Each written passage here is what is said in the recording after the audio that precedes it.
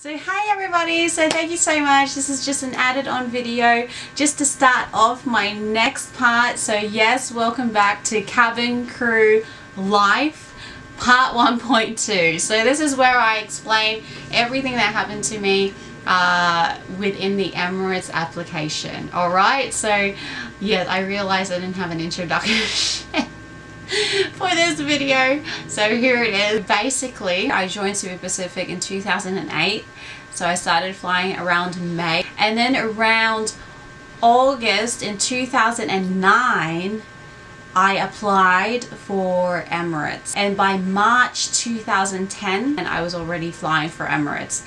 So yes, thank you so much. Here it is.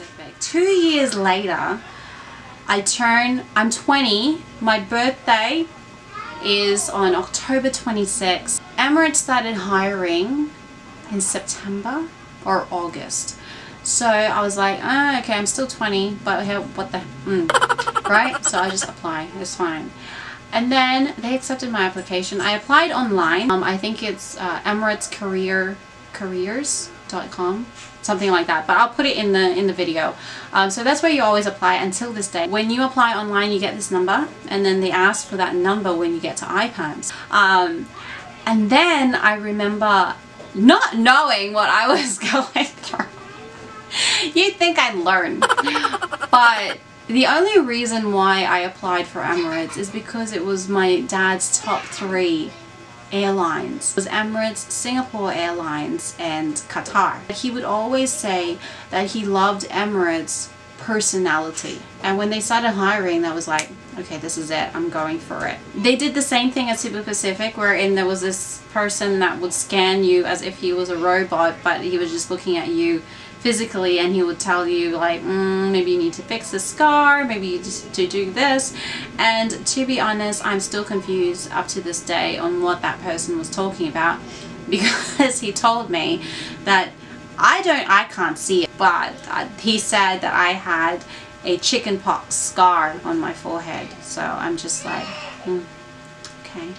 Reach test, reach test. Oh my god, I didn't know there was a reach test. Research then, right? Research on the airline. I would say top 3 airline. I'm not asking you to memorize it or memorize anything about the airline. Just get familiar about it, especially the application process. Because when they told me, oh, reach test, ano ho yun? Ano yung reach test? Kailangan mo lang i-reach yung 212 centimeters. Talaga? Okay. Akala ko kasi you're not allowed to tippy-toe. So I wasn't tippy-toeing. I don't know if that's a word. But anyway, I was flat on my feet trying to reach for it. Obviously, hindi ko kaya. Hindi ko talaga ma-reach. Tapos sabi, buti na lang sinabihan ako, you can actually use your tiptoes. I'm like, oh, okay. So I used my tiptoes, and I reached for it, and I got it, and I'm like, yay, I got it. Okay, so do your research.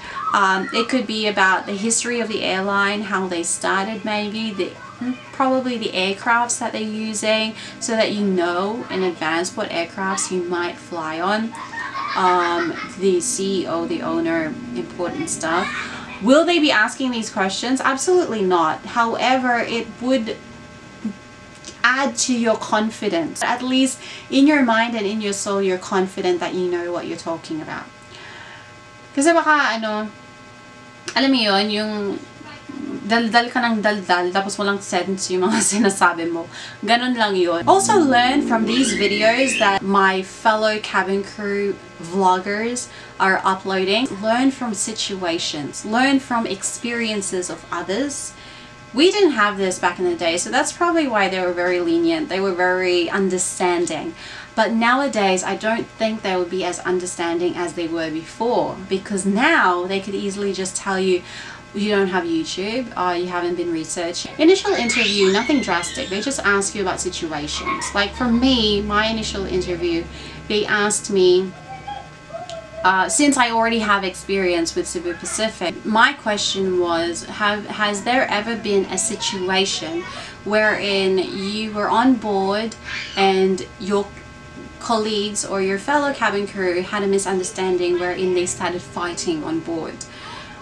Me personally, I've never had that situation during that time with Cebu Pacific. Yes, misunderstandings a lot, seniority a lot during that time, but to literally start fighting on board, nah, never happened in my life. So I told them, if I'm going to be purely on 100% honest, never ever have I had that situation. Misunderstandings, yes, so that's what I explained to them. And then they said, so what would you do if you were in that situation? What if? During that time, I was a very introvert type of person. I was very quiet, and Emirates changed me a lot. I'm now outspoken and everything, but during that time, very quiet person. So I told them, so if I saw a situation wherein people were screaming and fighting, I would probably take my space first and observe the situation to see if I know what's happening. Because if I know the story behind it, then maybe I could help with it. However, if I don't know the story behind it, then I would just go straight to my senior and tell what is happening so that they can do their job to help with the situation. Because number one, I don't want to be part of it. Do I want to help? Yeah, absolutely. I'll help in every way. However, if I just jump in there without knowing what the story is about, then I'm just getting myself into the mess. If you know the story, if I knew the story behind the fight, then maybe I could butt in and say, hey girls, hey guys, what's the problem? This and this and this and this. But if I don't know the story, then I'll get my senior. So they smiled and they said, oh, that's a very good way to look at it. And they told me, I love the part where you said you will get your senior, because your senior would have to deal with the situation anyway. And that's it. That was the initial interview. And then after the initial interview, the one-on-one, you have like group dynamics wherein you would work with different people. And this one, I honestly, honest to God, if I was the recruiter looking at that group of people, I would fail myself. That's how I look at myself, because as I said, I was a very quiet person. You could imagine what it was like to be in a group of girls really wanting this dream. There was one that was the leader, so she was the one, okay, we need a timer, can you be the timer? Okay, da. And she was sorting out the group, so I was like, oh, she's got the job because she's a leader. There was another one that always knew what to say. I was one of those girls that was sitting up nicely, listening, agreeing, smiling. I was one of those people. I own that. Yes, that's right. Yes, you've got that. Yeah, I believe it. Yeah, that's true. And then suddenly we had our names like written on our shirt. So the recruiter said, oh, Candace, how about you? What do you think? And I'm just like, what do I think? And then I said what I thought. I can't remember, actually, to be honest. I think when she asked me that question, I blacked out. So sobrang nervous ko, no? But I answered something and I can't remember what I answered. But surprisingly, I passed. So if you passed everything, they'll congratulate you and everything, and they give you an envelope with 2 dates. And one of the dates was October 26th. And I said to myself, I've got to take this date. I don't care if it's my birthday. So I took the date. And then on October 26th, I turned 21. It was the perfect age to be hired by Emirates. I had my final interview. She was an Indian lady. She was a nice person in the world. May naalala ko.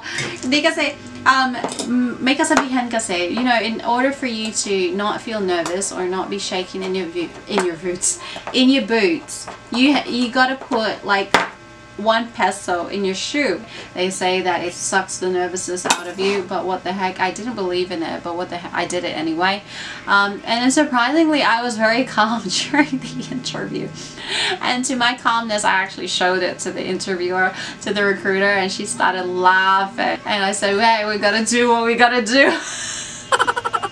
But it was a fun interview. And then after that, we had like a psychological test.